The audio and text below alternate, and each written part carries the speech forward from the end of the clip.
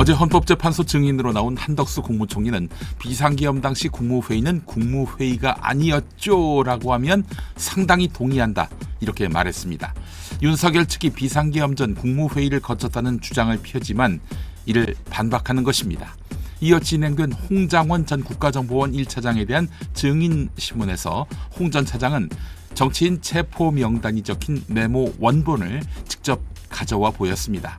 조지호 전 경찰청장은 검찰 등 수사기관에서 조사받을 때 윤석열이 국회의원 체포 지시를 했고 계엄 해제 조치를 지시받지 않았다는 검찰에서 한 진술은 사실이라고 말했습니다.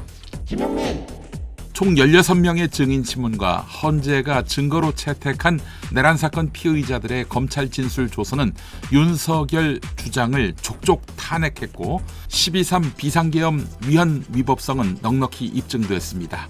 뭐 이게 필요할까 싶기도 합니다. 국회와 지방의회, 정당의 활동 등 일체의 정치 활동을 금한다라고 규정한 계엄 포고령 1조가 모든 걸 다 설명하는 내란 그 자체거든요. 헌재는 오는 25일에 변론을 종결합니다. 양측 대리인의 종합변론과 당사자의 최종 의견 진술을 듣겠다는 것입니다. 노무현 전 대통령은 변론 종결 후 14일, 박근혜 전 대통령은 11일 만에 선고됐습니다. 자, 그렇다면 3월 11일 또는 3월 13일 선고가 예상됩니다.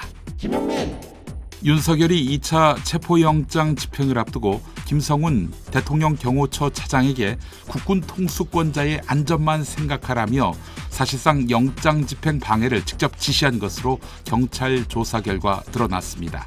윤석열이 직접 나서 체포 집행을 막고 김성훈이 이를 적극 수행한 정황이 드러난 것입니다. 그러나 경찰이 신청한 김성훈 구속영장을 검찰이 번번이 기각하고 있습니다. 이런 가운데 이광우 경호본부장은 들어오면 다 때려잡겠다라고 말했다고 합니다. 수사 협조 거부만으로도 헌법 수호의 의지가 없다며 파면된 박근혜 아닙니까? 그런데 윤석열은 아예 회방까지 놓은 것입니다. 윤석열 부부의 공천 개입 의혹 사건의 핵심 인물인 명태균 씨가 이준석 당시 국민의힘 대표에게 김건희가 윤석열을 컨트롤할 수 있는 유일한 사람이라고 강조했던 사실이 드러났습니다. 당시는 국민의힘 윤리위원회가 성접대 의혹이 불거진 이준석 대표 징계를 개시한 바로 다음 날이었습니다. 명태균 씨는 또 정치인들에게 주요 현안이 있을 때마다 김건희와 통화해보라 라고 조언하기도 했습니다. 윤석열은 정치 기반이 없고 정무 감각도 없어 윤핵관들 말을 그대로 믿는다라며 윤석열을 폄하하기도 했습니다. 검찰은 김건희 공천 개입 정황 증거를 확보했습니다.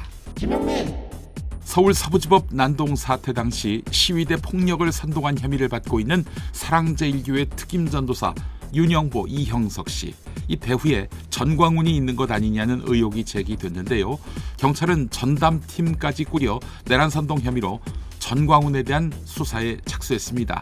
전광훈은 그들을 모른다고 했지만 모를 리 없다는 것이 내부 반응입니다.